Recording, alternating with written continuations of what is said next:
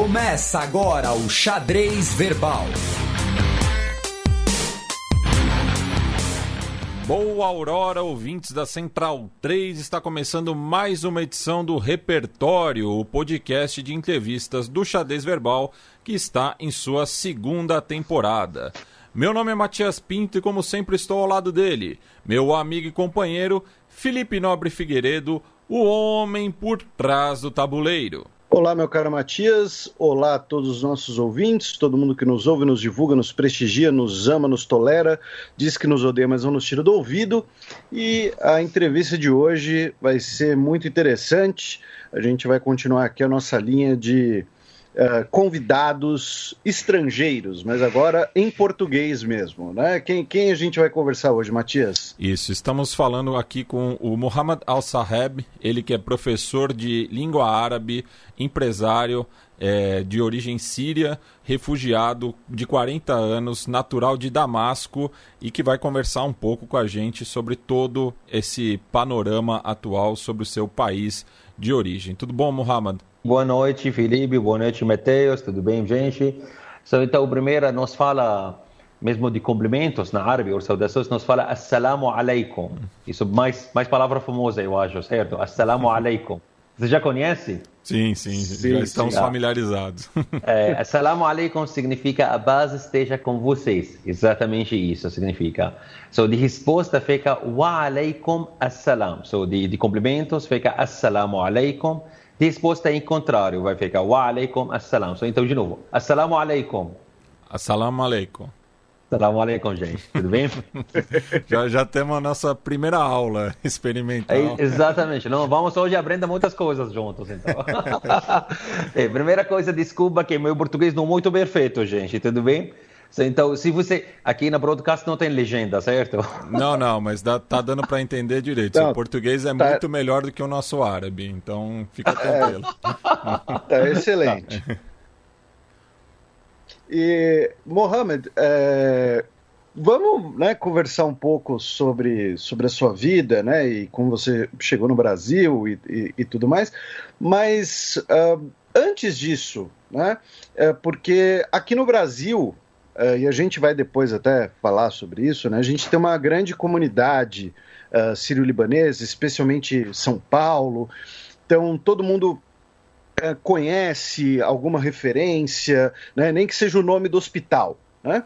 E só que muitas vezes a gente não tem ideia de como era a vida cotidiana na Síria. Então, conta um pouco para a gente, né, como foi você cresceu em Damasco, aí depois você estudou na Universidade de Damasco, se formou em audiovisual e multimídia, tem inclusive uma animação sua no YouTube, que eu assisti. Então conta um pouco como foi, né, o início da sua vida, como foi crescer na Síria até mais ou menos, né, 2011. Tá. Na verdade, se a gente precisa entender mais coisas, não precisa entender mais de época que eu morava na Síria, na verdade, para você entender como fica de imigrantes árabes aqui no Brasil. Com certeza, tem muita comunidade grande sírio-libanesa, mas esses imigrantes, sabe, tem diferentes épocas. Eu acho que chama primeira imigrantes árabes, eles vêm para aqui sírios ou libaneses, eles vêm de tempo quase no final de 1900, tá? Começa 1800, no final de 1800, antes da Primeira Guerra Mundial. Eu acho que a maioria do número de imigrantes vem para aqui de época de Primeira Guerra Mundial. Isso é porque a maioria desses países árabes estava mesmo embaixo do Império Otomano. Tudo bem? Por isso, primeiros imigrantes árabes, eles chegaram aqui no Brasil, eles chegaram com passaporte otomano. Por isso, ainda, por exemplo, tem muitos amigos brasileiros, eles falam, árabe para eles ainda, eles falaram turco. Sabe, eles chamam ele turco de árabe, quem tem origem árabe. Exatamente. Porque eles chegaram aqui com passaporte otomano. Agora, para você entender como funciona, se isso é época especial de primeira que o Otomano Império eles entrou de guerra, primeira guerra mundial no mundo, tem muitos árabes que eles acharam que isso é guerra não nossa guerra, tá tudo bem? Então, isso é guerra do Império Otomano, porque eles mandam de filhos, nossos filhos, para isso guerra, para ter guerra em outro lugar, na Europa, na Ásia, tudo bem? So, por isso tem muitos árabes nessa época, eles pensaram para emigrar, para refugiar de outro lugar, para eles não virem para a Primeira Guerra Mundial. Por isso tem deixa-nos falar, primeiros grupos de imigrantes árabes, eles vêm aqui no Brasil. Com certeza, de esses árabes chegarem aqui no Brasil, a maioria deles trabalha com área de comerciante, de mercados aqui, vendas. Eles cresceram, têm dinheiro, árabes gostam de dinheiro na total, tá? Então, eles têm depois filhos aqui, netos, começa isso, a comunidade fica maior e maior. Mas, infelizmente, isso de vida, né? Isso é época. Esses imigrantes que eles vêm de época de Primeira Guerra Mundial, eles não têm mais eles não têm, desconecta, na verdade, de comunicação com o mundo árabe, com famílias deles lá. Porque nessa época não tem muitos tipos de cartas, ou na internet mesmo agora, ou tipos de comunicações. Então, por causa eu trabalho como professor de língua árabe e cultura árabe, a maioria dos meus alunos, na verdade, não só fala, metade dos nossos alunos aqui na escola, eles filhos de árabe, eles têm original famílias árabes. Todas as informações que eles conhecem sobre o mundo árabe, eles informações bem antigas. Você fala sobre coisas, comida, tipos de comida, por exemplo, que é famoso aqui no Brasil. Essas coisas que estava famosa de 100 anos antes no mundo árabe, entende? Países árabes, depois da Primeira Guerra Mundial, depois da Segunda Guerra Mundial, depois a maioria de países árabes fica colônias de alguns países, mesmo França ou Inglaterra. Depois tem liberação ou independência de países árabes.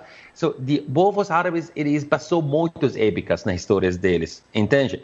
Vocês não na verdade, nós não conseguirem fazer comparação exatamente sobre de primeira geração de imigrantes que vêm para aqui, com, por exemplo, refugiados ou imigrantes árabes que eles chegaram agora no Brasil. Tem muito diferente de parte de cultura, entende? De outra época de período, outras vidas, tá? Eu já falei para você, brasileiros, eles conhecem árabes por causa desses primeiros imigrantes que chegaram aqui. Eles acharam que eles têm a mesma cultura de árabes que eles chegaram aqui, mas na verdade não. Entende? Por isso, por exemplo, a maioria de pessoas eles pensaram que todos os árabes iguais. No mundo árabe, tem muitos brasileiros, por exemplo, isso é uma coisa que aconteceu por causa de estereotipo, ou deixa-nos falar de mídia, que, por exemplo, árabe mora no deserto, tem tenda, camelos. Eu sempre falo isso nos meus alunos. Por exemplo, nós na Síria, nós não temos deserto na Síria, tudo bem? Eu não conheço camelos. Primeira vez eu ver camelo foi aqui na Zoológica, aqui na Jabaquara, verdade. Então, e isso é o problema, mesmo de mídia, como mostra brasileiros, por exemplo, tá, sabe? Como mostrar, por exemplo, de brasileiro, por exemplo, nós no mundo árabe, nós conhecemos muito pouco sobre o Brasil. Nós conhecemos a Amazônia, a floresta, macacos na rua, a gente pensa isso, praia, só. Isso mesmo, carnaval, futebol. Nós acharam que todo mundo na rua joga futebol. Nós acharam que na cada rua você encontra algumas crianças jogando futebol. Sabe, eu estou aqui no Brasil faz 5 anos, mais de 5 anos. Sabe, eu nunca encontrei pessoas na rua jogarem futebol, não sabe, tá? Então, eu penso aqui, não sei, depende de cidade talvez. Aqui em São Paulo, porque eu gosto de esporte, por exemplo, eu faço basquete. Então, por exemplo, eu fui aqui para jogar, eu sinto que mais brasileiros gostam de voleibol, por exemplo. Eu sinto muito brasileiro. Ô Mohamed, você sabia que o Clube Sírio já foi campeão mundial de basquete, né? Eu escutei sobre isso, mas isso faz tempo, porque Clube Sírio agora, de verdade, não tem sírios mais. Isso de verdade, tá? Não tem sírios mais. Deixa-nos falar sobre de época. De época, quando eu nasceu exatamente em 1988, tudo bem? 1988.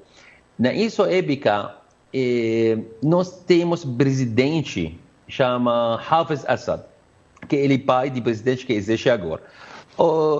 Outra, como chamam vocês, ditador, sabe? Ditador, vocês falam em português, certo? Nós temos militar sistema, eu nasci de época que tem militar sistema, de país quase fechada, porque, sabe, militar sistema como funciona, eles não gostam, sabe, mistura com outros, mistura com eles têm isso, eles falaram sobre nacionalidades, tá? Eles mais de comunista, sabe? Eles mais sistema comunista, deixa-nos falar, mas eles mais perto de United Soviet, de soviético, que mais eles perto de Western, de Estados Unidos, por exemplo, tá? De políticas deles. Então, a gente nasceu nessa época. Nossa vida vai tranquilo, porque você acha que de vida é igual. Depois, quando eu cresci mais, eu tenho essa vontade para viajar. Na verdade, eu tenho muita vontade para conhecer mais. Por exemplo, nós temos de internet a primeira vez na Síria, foi, eu acho, 1900... Eu acho que quase no final de 1999, quase isso, nós chegamos na internet a primeira vez na Síria. So, essa primeira vez eu tenho contato com pessoas na fora, sabe? Quando tem internet, tem alguns sites para fazer, mesmo chatting, sabe? Isso tem quartos, para isso época estava... um período, é parecido com o que acontece no Brasil, um período parecido. Exatamente. Isso época estava tendo internet muito devagar, sabe? Lembra essas coisas, tá? Mas, para mim, foi uma oportunidade muito grande para comunicar com pessoas. Eu gosto de começar a falar com pessoas na Rússia, pessoas na holandeses, Inglaterra, australiano. Eu comecei a ter amizades na online. Eu gosto muito, tá? Até eu lembro, 2003, eu viajou para a Ucrânia. Eu visitei uma amiga meu que eu conheci ela online. Eu fiquei na casa dela também, lá na Ucrânia. Isso aí eu comecei a aprender línguas também. Meu inglês muito melhorar por causa da comunicação com pessoas com inglês. Também eu comecei a aprender russo também, né? Isso aí. Você começa a ter visão que de vida muito grande que você tem no seu país, entende? Você de vida muito maior, na verdade. Isso que aconteceu exatamente antes de 2011. Nossa vida estava tranquila, mas eu acho que na Síria falta de isso parte de liberdade. Eu não falo sobre liberdade religiosa, não, liberdade de political, entende? Porque a gente na Síria nunca, por exemplo, antes de escolher uma presidente, ou, por exemplo, ou pensa para escolher outra presidente. Na verdade, nós não vamos pensar, não você escolhe, não vamos pensar, tá? Então, quando você viajou, quando você tem amigos em outros países, quando a internet fica mais, sabe, todo mundo usa a internet, conhecer o que aconteceu no fora, a maioria de pessoas começa a pensar que, sabe, quando você tem roupa, quando você tem 10 anos, por exemplo, você tem uma camisa, mas quando você tem 15 anos, essa camisa não pode usar mais, ela não serve mais, entende como funciona? Isso é exatamente o que a maioria de pessoas, de povos lá, nos começa sentidos, tudo bem? Nessa época, antes, eu comecei a trabalhar em 2000. 2000, eu comecei a trabalhar com um canal de televisão, um canal bem famoso no mundo árabe para crianças. Porque eu gosto de design, eu trabalhava com animação, faz animação, essas coisas. Em 2008, eu consegui abrir minha negócios. Eu abri minha produção de animação, em 2008. Até 2011, eu trabalhava no mesmo meu escritório ou meu produção de animação. Olha aqui, de trabalho foi bom, na verdade, não é ruim, mas você sempre sente que você falta uma coisa, na verdade, entende?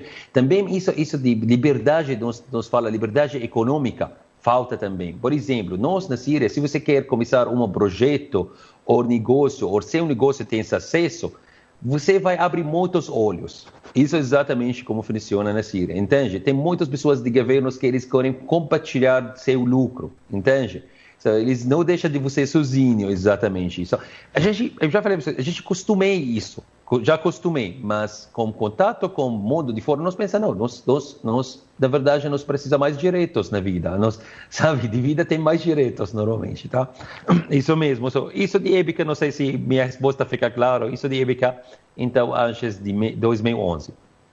E falando propriamente de 2011, né, a gente tem esse marco temporal da Primavera Árabe. Eu queria que você desse um panorama, né, de quem olhou de dentro esse movimento que acabou se alastrando, né, por todo o mundo árabe, né, da Tunísia, no norte da África, até chegar ali no Oriente Médio.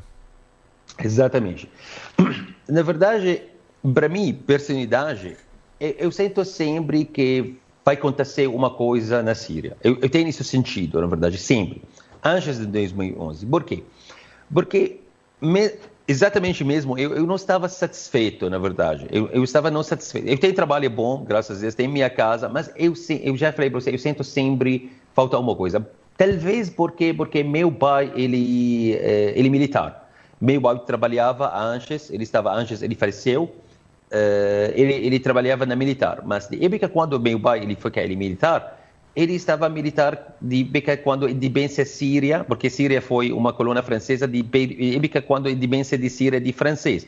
So, de jovens ou militar nessa época, eles têm muitos sonhos para fazer um país com mais liberdade, com um país com mais, mais direitos de pessoas, porque, quando as pessoas têm independência, eles têm muito mais vontade. Mas, infelizmente, na época de Assad, de Hafez Assad, de pai, de Bashar, que ele está agora, ele deixa meu pai de prisão. Porque nessa época, Hafez Assad ele não foi uma presidente, ele estava também militar, mas ele, como chama, mais na frente, mais antigo. So, meu pai, ele fala algumas coisas que ele não gosta de Hafez Assad, ele deixa ele na prisão alguns anos, depois ele sai para trabalhar mesmo civil, não mais militar. So, sempre quando eu estava criança, eu conheci de história de regime na Síria. Eu conheci muito bom de regime de Síria por causa de meu pai, antes ele faleceu. Então, antes de 2011, eu tenho esse sentido que precisa acontecer uma coisa. Eu já falei para você, a internet entra no mundo árabe, povos árabes eles começaram a ter comunicação com o mundo inteiro, a maioria de países árabes não tem democracia, eles sentem que falta uma coisa na vida deles, começa esse movimento, o Arabic Spring, de Primavera Árabe, na Tunísia. Na verdade, quando começa na Tunísia, sabe esse sentido que nós na Síria, mesmo quando eles conseguirem tirar esse ditador deles lá na Tunísia, nós ficamos muito felizes. Nós sentimos que tem época vai chegar para a gente. O que aconteceu? Começa no Egito, se você lembra, depois Tunísia, começa a Primavera Árabe no Egito. Também eles conseguiram tirar de Mubarak, esse ditador que ele fica 30 anos quase, muito rápido, com 2 semanas. Com isso, de povos na Síria, nós sentimos mais coragem. Nós sentimos, se de egípcios eles conseguirem fazer, nós conseguirem fazer também. Em especial, nós fala 2011, eu estava com 30 anos. De pessoas da mesma minha idade, que eles jovens, na verdade, nós temos muitas vantagens para trocar esse regime, entende? Mas a gente não pensa que isso vai ficar muito violência. Nós pensamos que nós mesmo Egito, por exemplo, que aconteceu no Egito na primeira, nós conseguimos algumas protestos na rua, algumas breves, por exemplo, nós pensamos que nós conseguiremos trocar de regime. Agora, de pessoas mais velhas, eles sabem exatamente que isso é regime. Eles conhecem muito bom que regime não é fácil para você, para ele vai embora. Isso bem difícil vai ficar.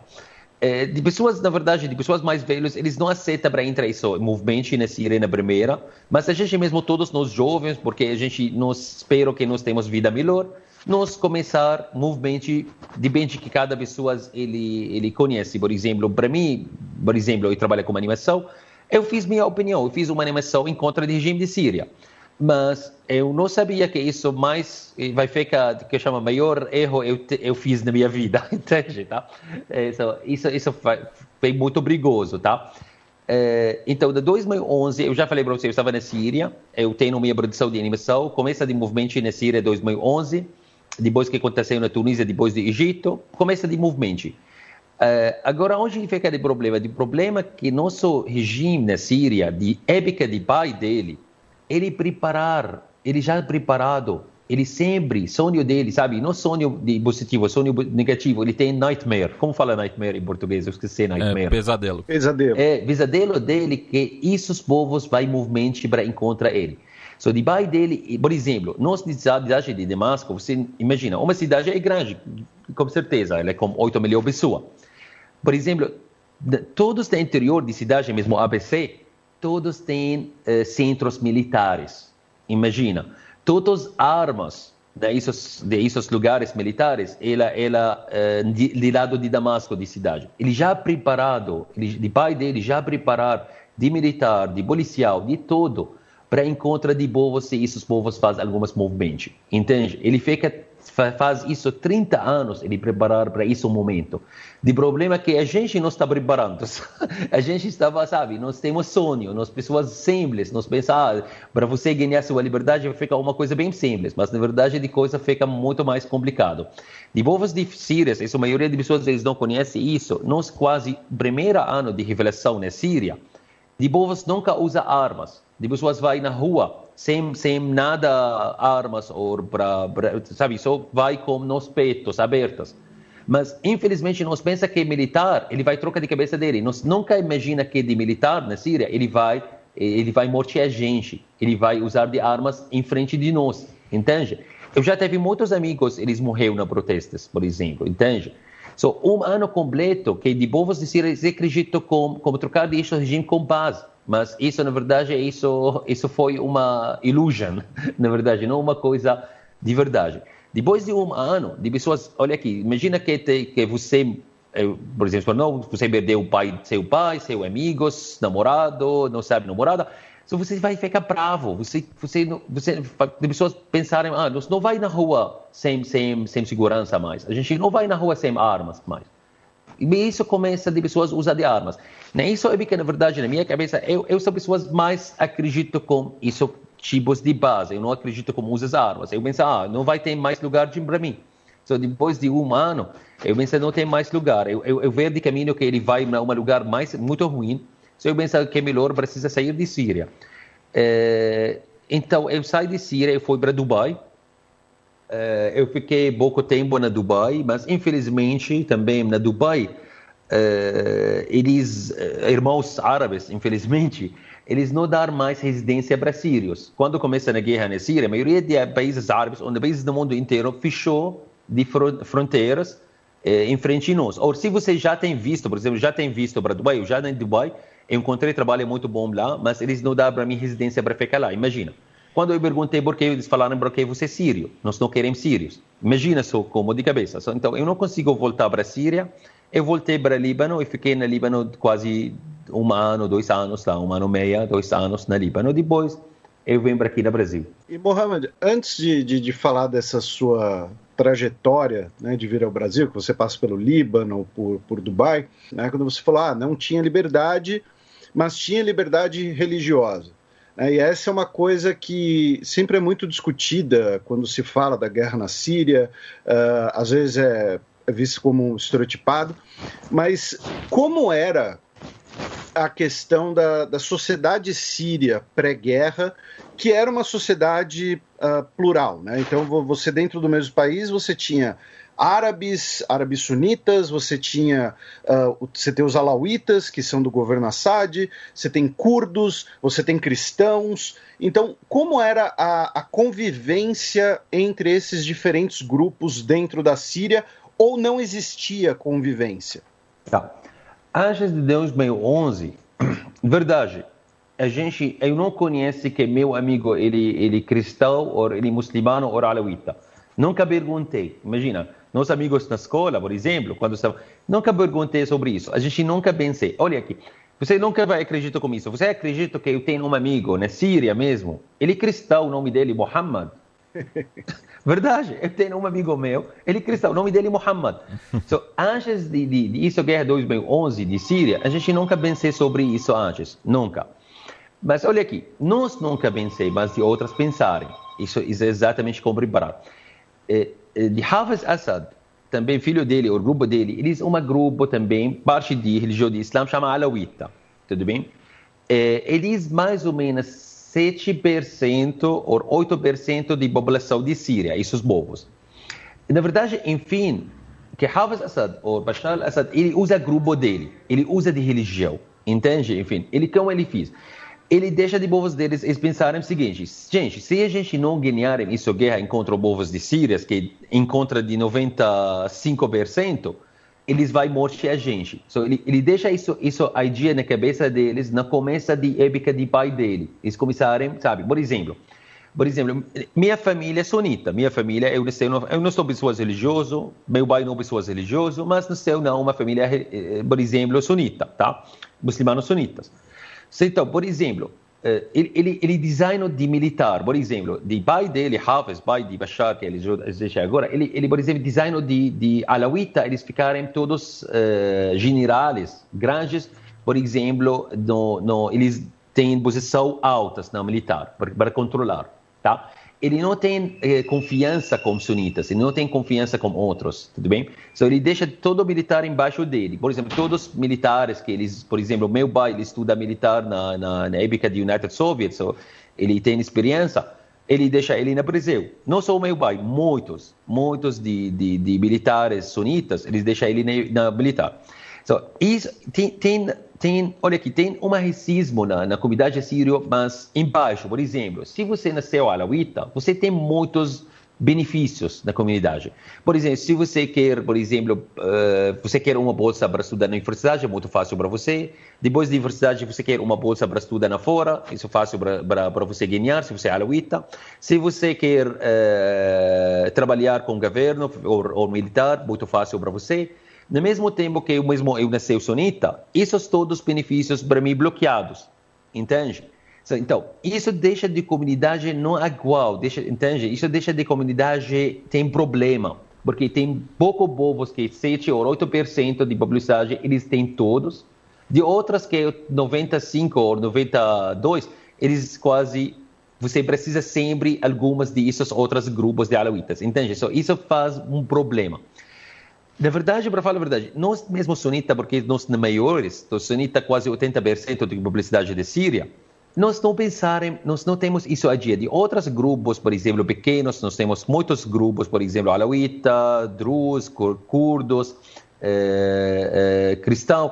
Eles conhecem isso matemática. Eles entendem que quando tem alguns problemas, que seu religião ou seu grupo, na verdade, tudo bem? Eles vão ajudar de você. Tudo bem? Então, quando começa isso na Síria, eu já falei isso, nós nunca pensamos, nós queremos Síria para todo mundo. Mas, por exemplo, eu tenho muitos amigos alawitas, que eles, antes de 2011, por exemplo, jornalistas, eu tenho amigos jornalistas alawitas, ou pessoas que trabalham, engenheiros, doutores. Antes de 2011, eles falam sobre nós falaram juntos sobre como chama isso, de corruptions, corrupção, na corrupção na Síria. Sempre eles encontram, eu tenho muitos amigos alawitas escrevendo de jornal em contra do regime de Síria, tem corrupção, blá, blá, blá.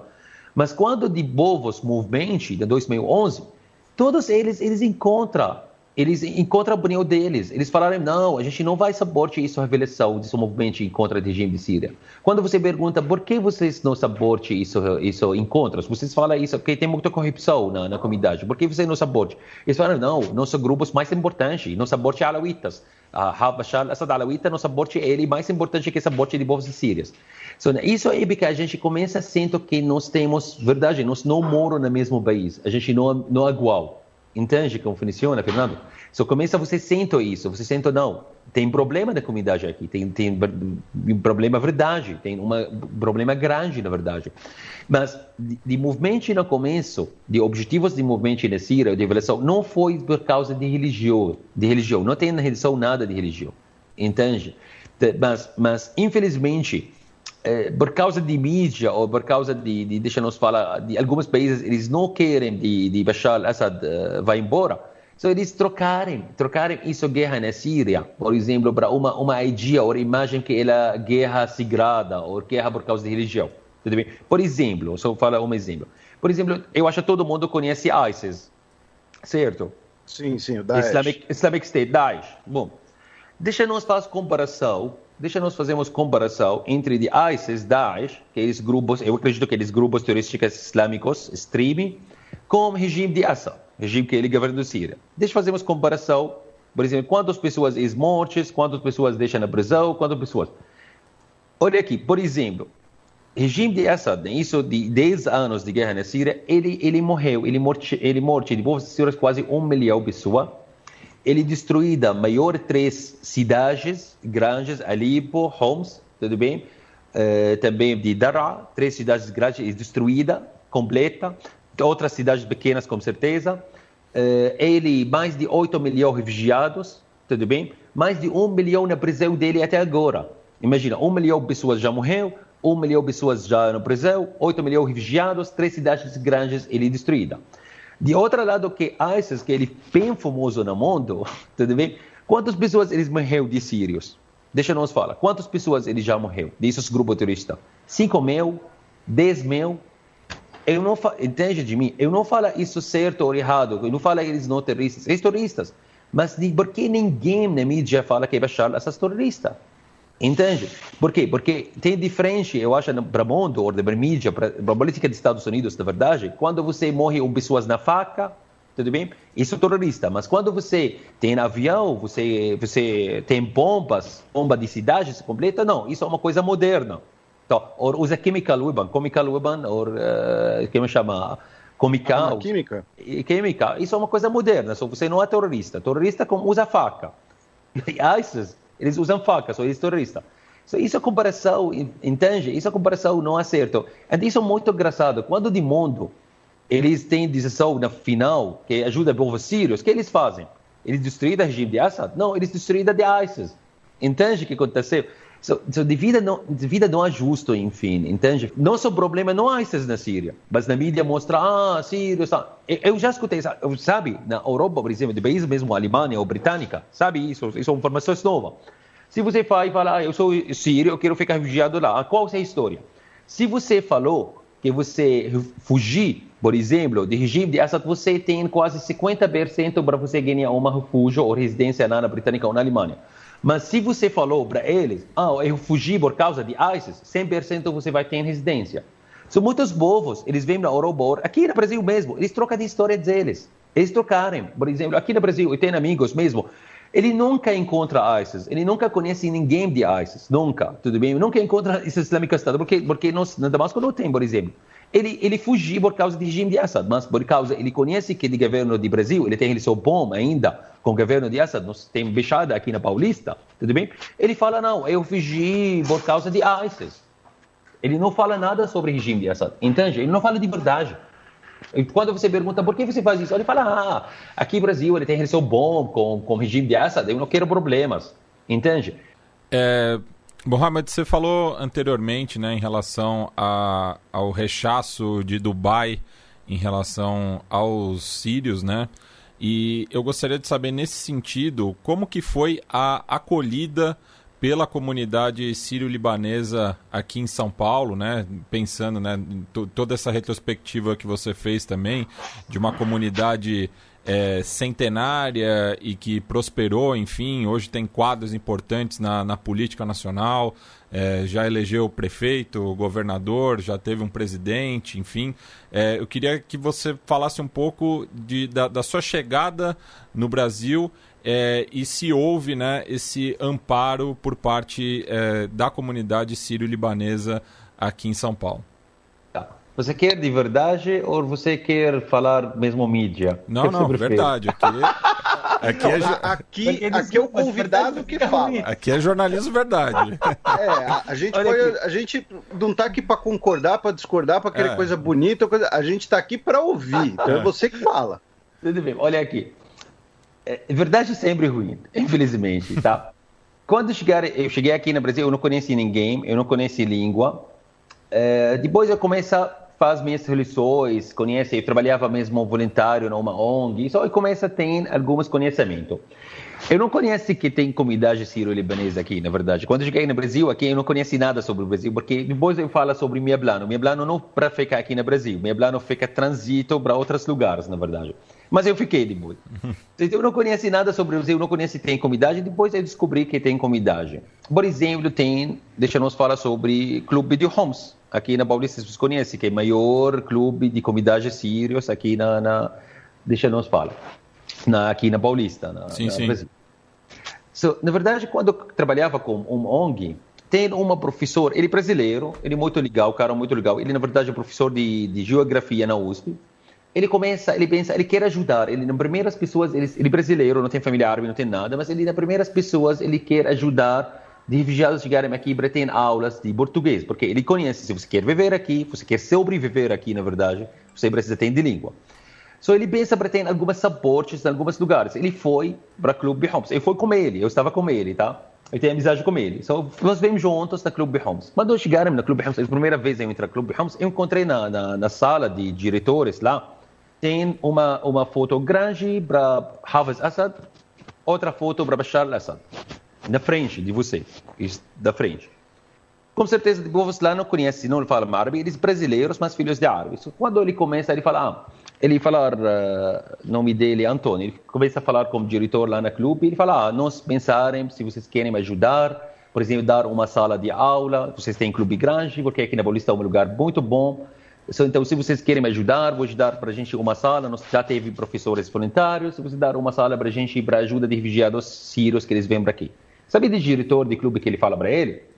Ele fala, qual refugiados? Ele fala, refugiados sírios. Ele fala, não tem refugiados sírios. Exatamente isso ele fala. Para eles não existe guerra para a Síria. Não existe. Não existe.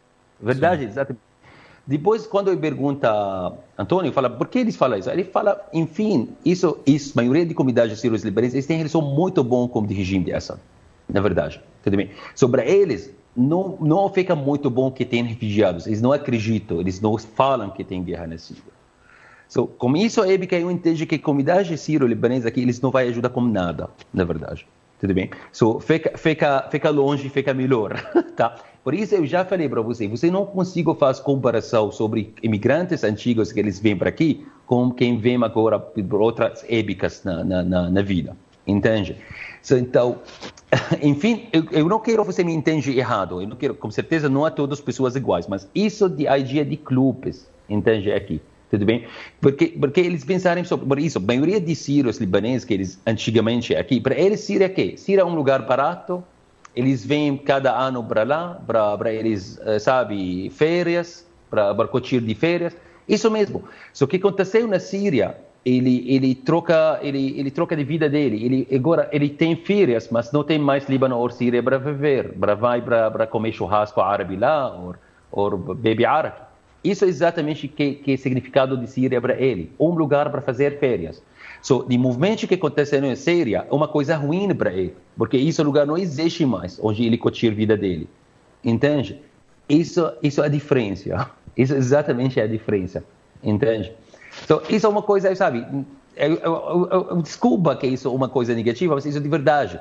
Eu não quero, entende? No final, eu não quero falar... Mas é bom da gente saber também. Exatamente. Olha aqui. Por exemplo, eu comecei com outros professores sírios ou árabes aqui, chegaram aqui. Nós começamos a ideia de fazer um lugar para ensinar língua árabe. Eu comecei, para falar para você, eu começar tentar, quando começa de projeto, para tentar, por exemplo, falar com embaixadas árabes, ou fala com clubes que aqui, gente, se vocês querem entrar com a gente, parceiros, tá? Ajuda a gente para começar esse projeto. Ninguém quer fazer esse projeto, ninguém oferece nada para a gente, tá? Eles falaram, por quê? Quem vai ter interesse sobre língua árabe? Não, nós temos interesse. Para eles, o Clube Monte Líbano é um lugar para festas, não para educação ou cultura, ninguém. Ou embaixadas árabes é a mesma coisa, eles não têm interesse.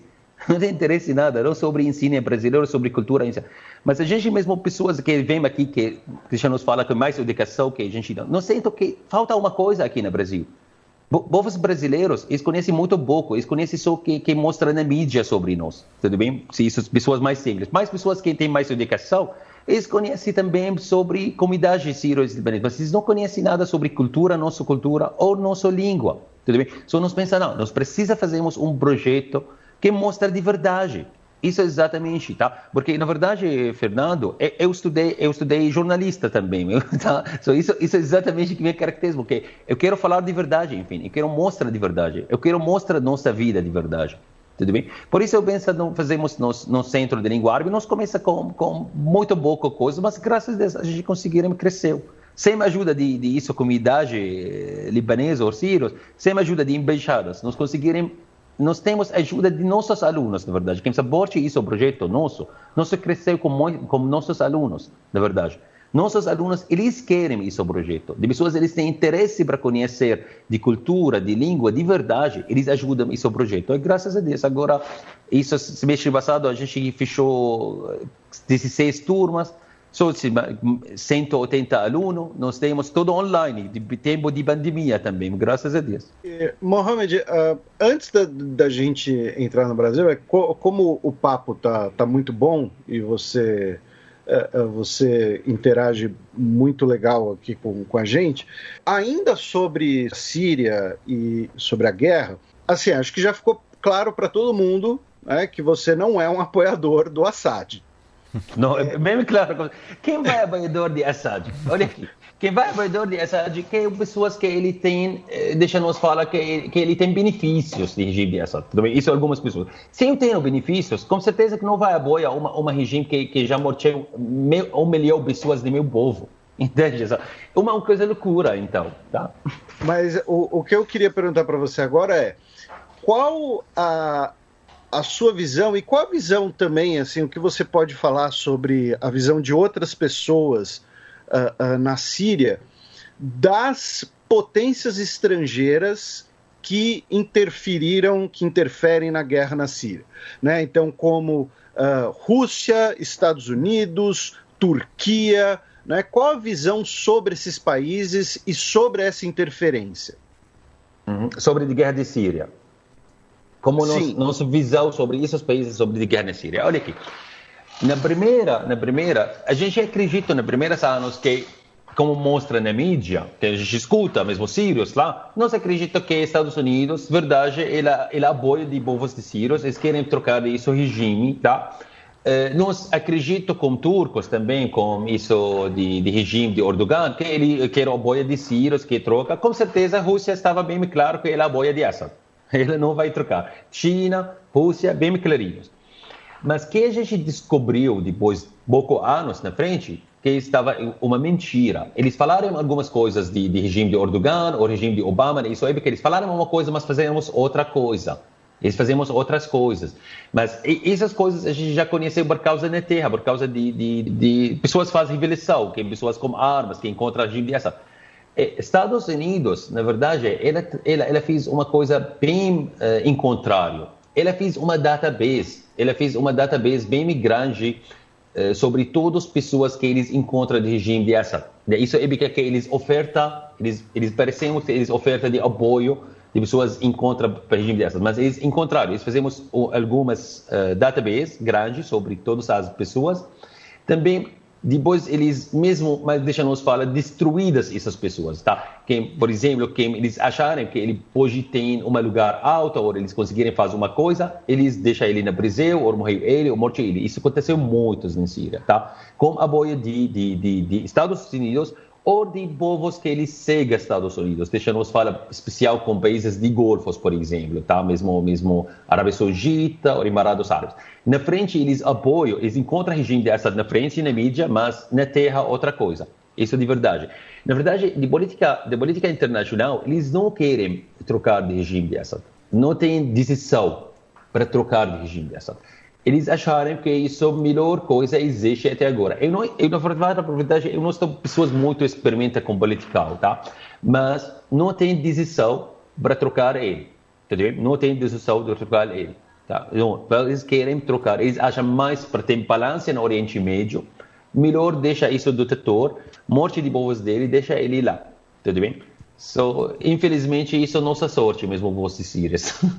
Não sei se é claro a minha resposta ou fica a divisão mais claro como como nos vê. Os países externos vão ter interesses.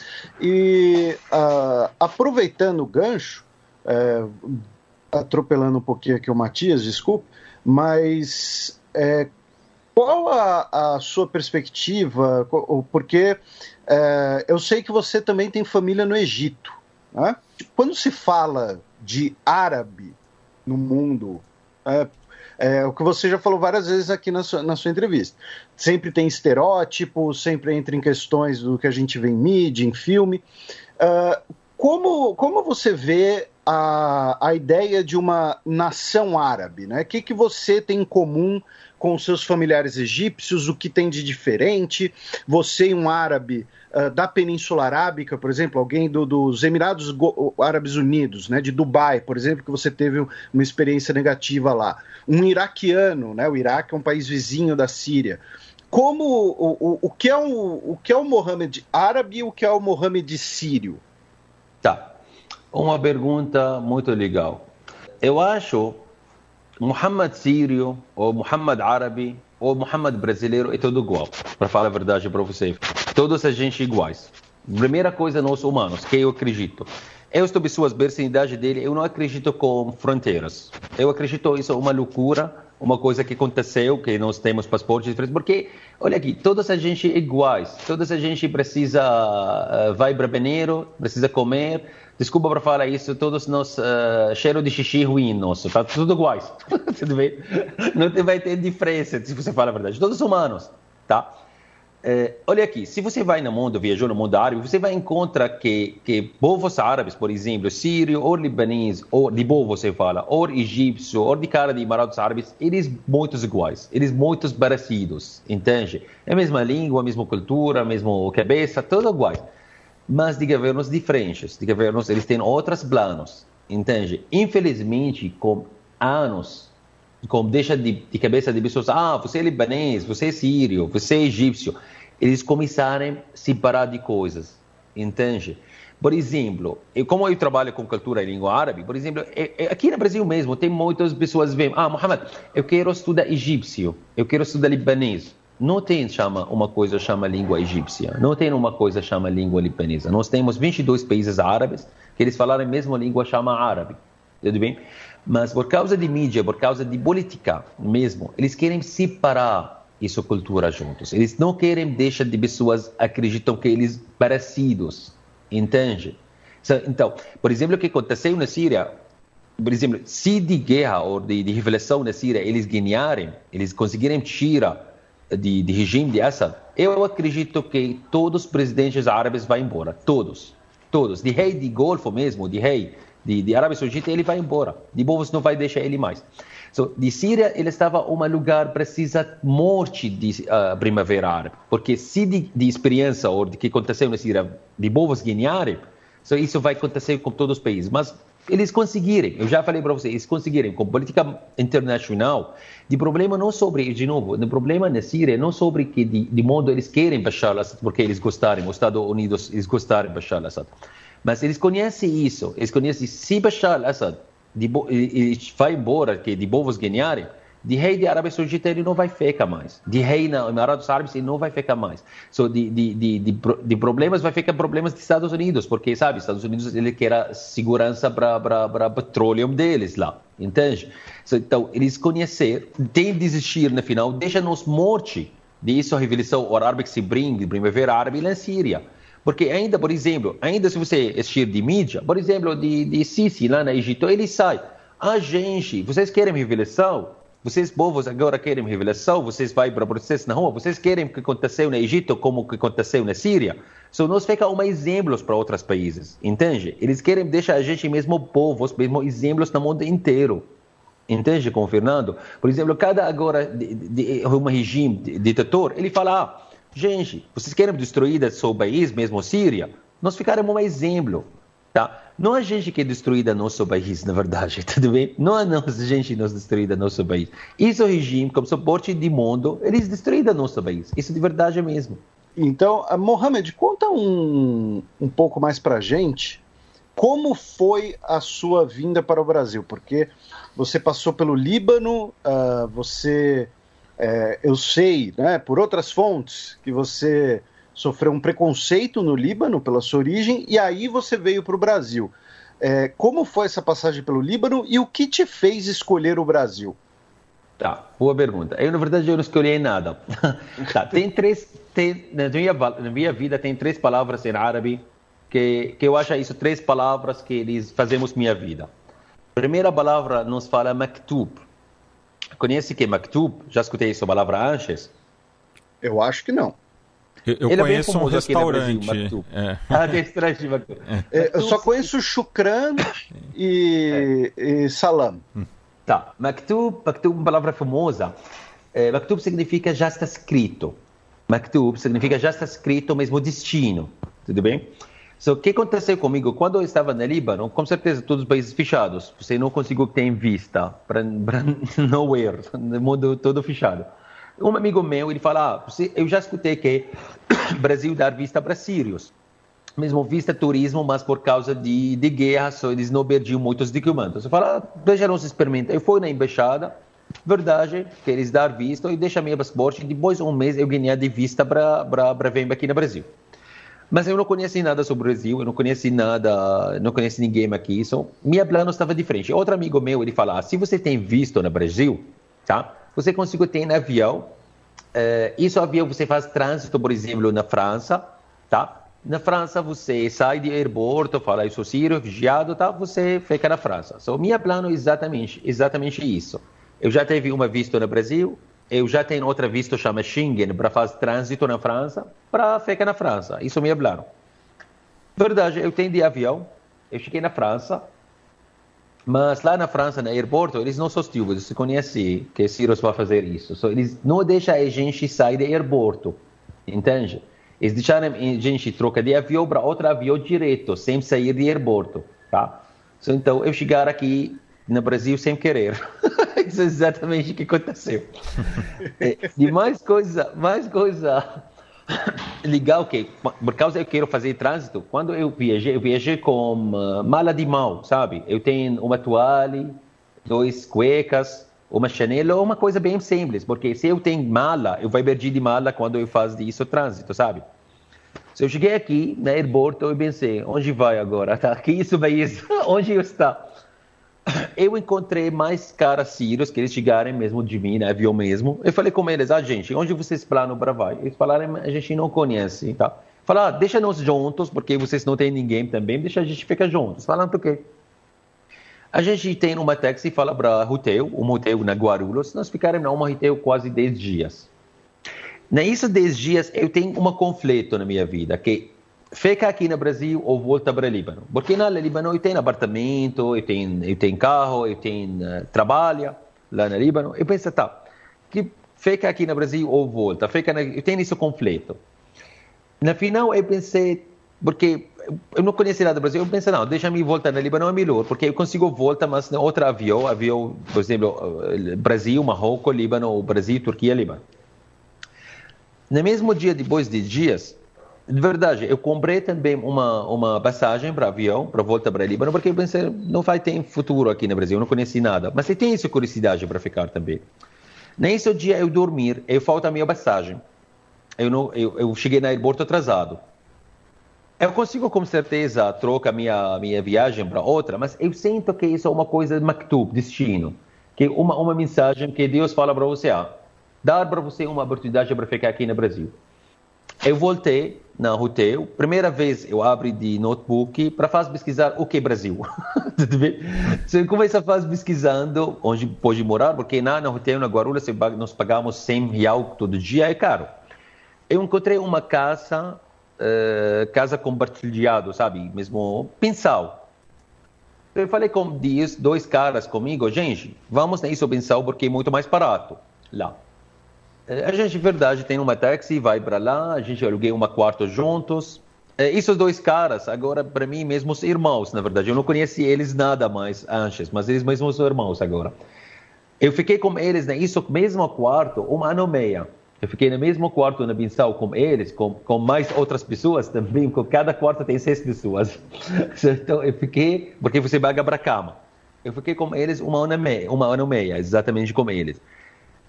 De segunda palavra que eu gosto, que ela é feita na minha vida aqui no Brasil, de outra, nós fala haram. Você já conhece, já escutei essa palavra, gente? Haram?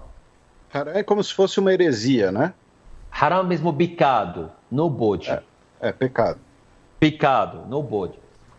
Que história aqui mais engraçada, que sobre minha primeira palavra que eu aprendi em português. Tudo bem? A maioria de pessoas acharam, a primeira palavra, obrigado, blá, blá, blá. Tá? Na verdade, minha primeira palavra foi no pode. Isso é a minha primeira palavra que eu aprendi aqui no Brasil. Quando eu aluguei lá no quarto, tem uma diretora na casa, o nome dele é Ronaldo. É uma cara muito legal, mas pouco chato.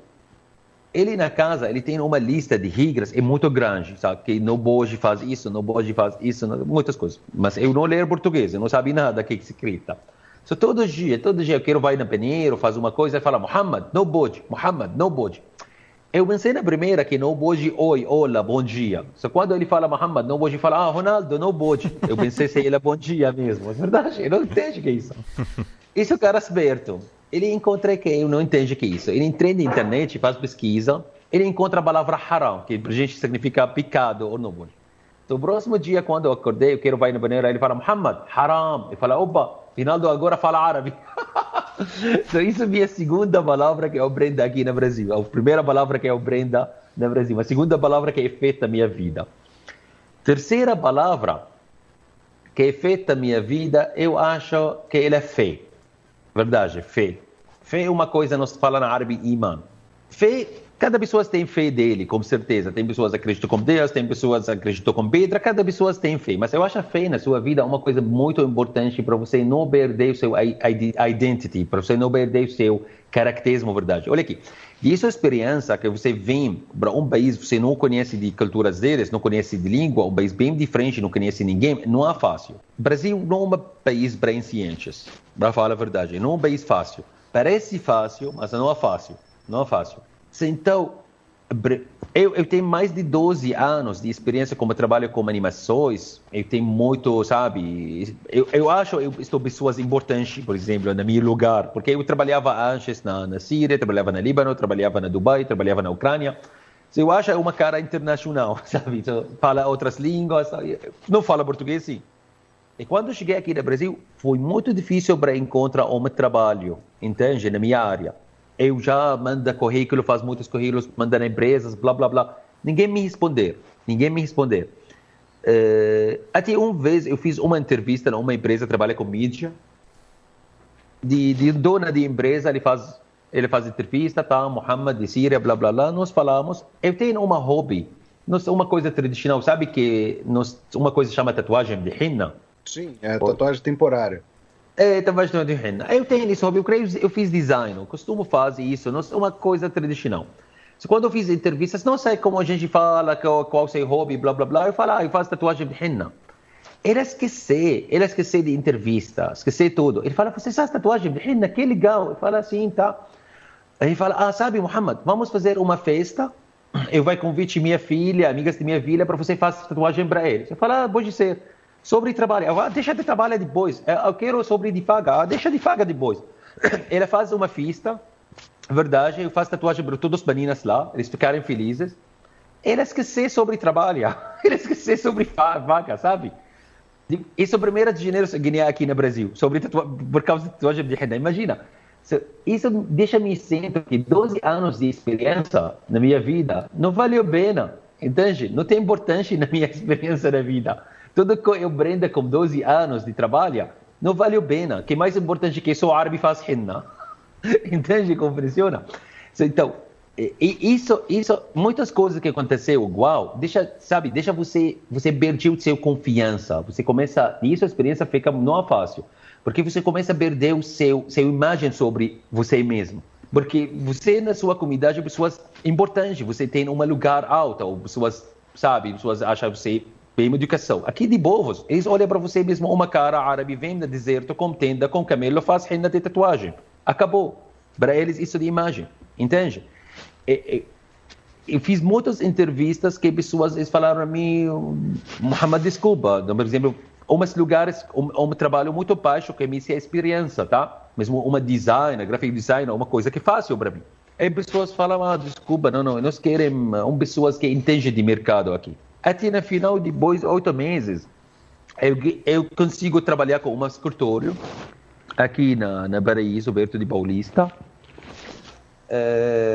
Nesse lugar, eu trabalhava com brasileiros, mas eles falaram inglês, porque o meu português é muito ruim.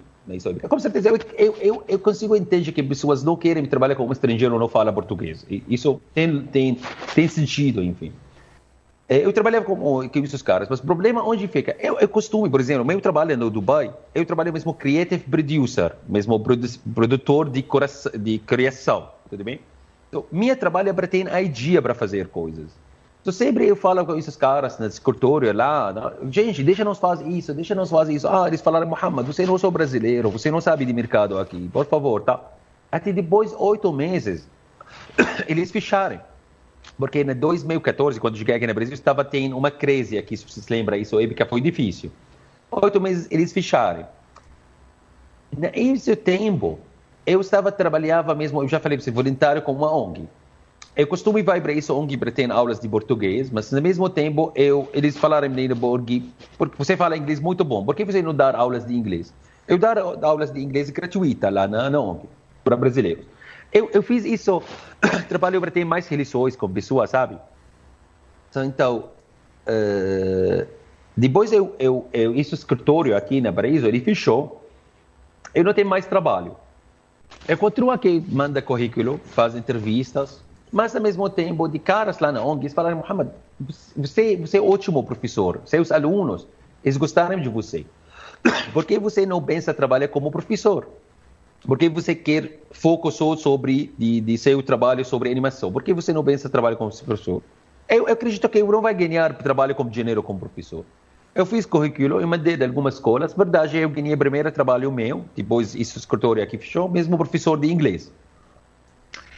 Como começo a dar aulas lá na escola onde eu trabalhava, eles têm um grupo de alunos, mesmo 5 alunos, eles querem estudar árabe. Só eles conhecem que eu sou árabe. Só a escola fala para mim, Mohamed, você faz uma turma de árabe para esses alunos? Eu falo, tudo bem. Eu fiz isso, eu fiz curso para eles 4 meses, mas essa experiência foi muito legal para mim. Eu gostei muito, porque você ensina sua língua, sua cultura, e qualidade de alunos diferente, porque, na verdade, quem quer estudar inglês, todo mundo quer estudar inglês, porque é inglês para comercial, mas isso não significa que você gosta de língua.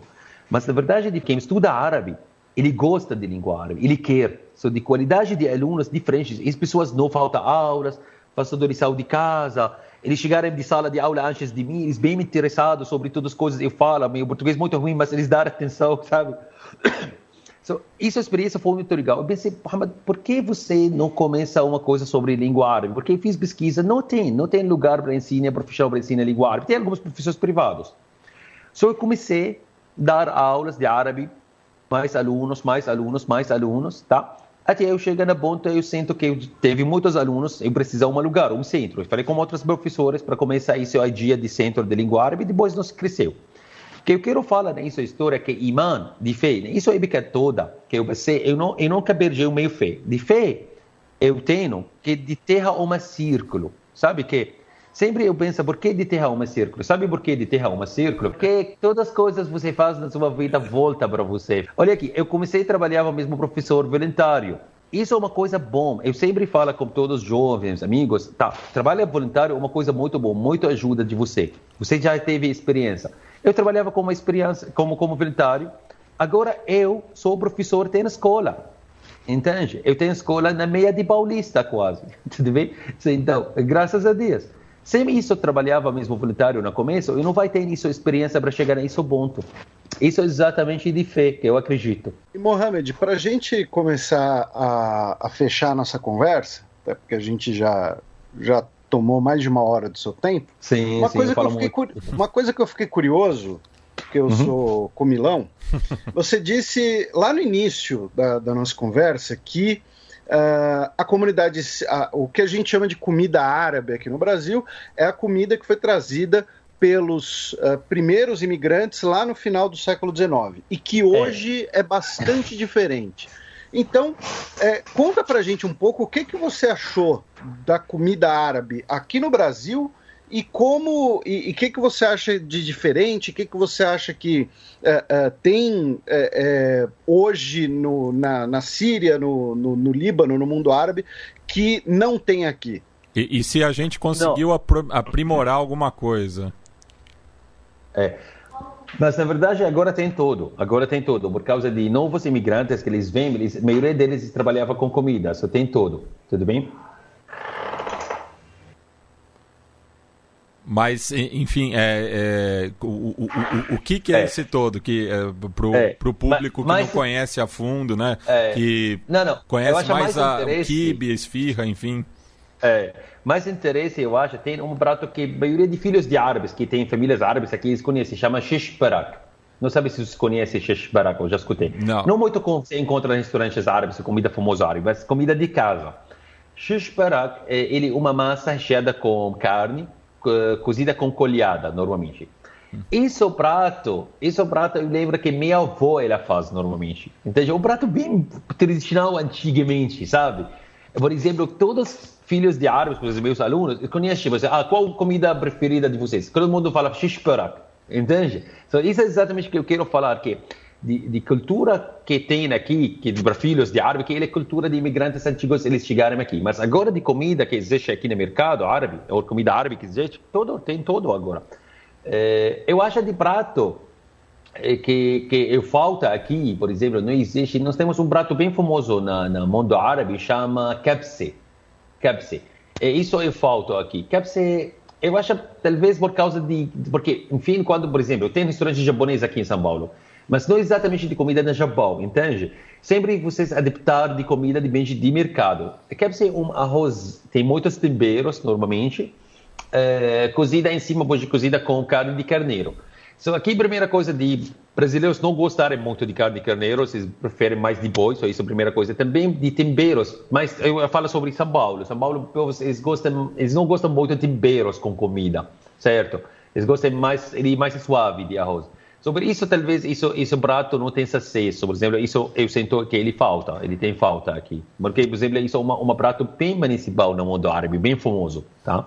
Bem, Mohamed, a gente agradece muito o seu tempo, a sua generosidade de compartilhar a sua história, a sua trajetória. E como é de praxe aqui no programa, a gente deixa para o convidado indicar um livro, um filme, enfim, alguma dica cultural, além de escolher a música de encerramento do programa. Precisa escolher um filme, fala sobre um filme que recomendo para pessoas? Isso Sim, mesmo? Ou um livro, enfim, uma dica cultural. Tem um filme muito interessante, você encontra no YouTube. Nome de filme Windows of the Soul, Janela de Alma. Mas eu acho que você encontra em inglês, não vai encontrar em português. A gente aqui no centro, a gente já fez tradução para filme, mas infelizmente a gente não colocaram de novo na internet, precisa colocar de novo. Nós fazemos legenda portuguesa para esse filme. Isso é um filme documentário, para 1 hora, ele fala sobre todas as civilizações que já passou na Síria. Porque você conhece, a terra de Síria é uma terra bem antiga, por exemplo, a cidade de Damasco, uma cidade mais antiga no mundo. Sou muito interessado nesse filme. Quem quer saber mais sobre o Oriente Médio, conhece as civilizações antigamente até agora, como foi. Um filme muito legal, eu acho, muito legal esse filme. Esse filme, um diretor sírio, ele fez, mas infelizmente que de filme dele, esse filme estava precisando, parece como chama isso? Precisa aparecer no cinema de mundo árabe ou na Síria, mas infelizmente o diretor desse filme já morreu na prisão de Assad. Por isso de filme mesmo, eles não querem mais ficar de filme famoso, mas de filme existe no YouTube, pode assistir, chama Janela de Alma, Windows of the Soul. Muito super recomendo para assistir. E alguma música que você queira que feche a nossa conversa, a nossa entrevista? Uma música que você goste? Olha aqui, minha música preferida eu ensino aos meus alunos normalmente. Também se você entra no nosso YouTube, Centro Árabe, você vai encontrar essa música que meus alunos brasileiros eles cantaram em árabe essa música. Uma música que eu gosto muito, chama Hilwa Ya Baladi. Hilwa Ya Baladi. Significa meu lindo país, essa música. Essa música para uma cantora libanesa, chama Dalida Rahmi. Essa menina, ela fugiu também, porque na Líbano também tem uma guerra civil de 7 anos. Só quando ela estava criança, ela fugiu para a França. Ela tem muitas músicas famosas em francês, em inglês, em árabe também. Essa música tem muito sentimento para mim, tem muito sentimento forte, palavras dela muito bom. Ela fala com o país dela mesmo, país, para explicar como ela é saudade do país dela. Muito linda música. Infelizmente, essa cantora, ela também faleceu antes, ela volta para o Líbano. Eu não consegui voltar na vida dela nada no Líbano. Mas a música super recomendo, você encontra. Chama Hilwa Ya Baladi, Dalida Rahmi. Então é com essa canção que a gente finaliza mais uma edição do Repertório, o podcast de entrevistas do Xadrez Verbal.